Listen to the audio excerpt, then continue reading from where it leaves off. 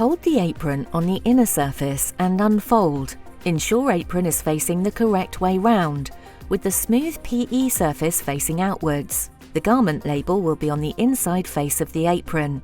Put the apron with the neck strap over the shoulders.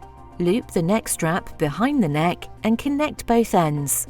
Insert your arms into the sleeves of the apron.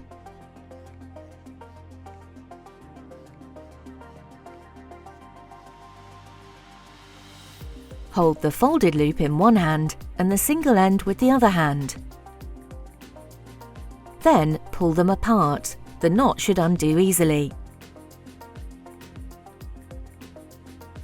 Tie the waist strap for a secure fit. You can tie at the side for a comfortable fit. Your apron is now donned.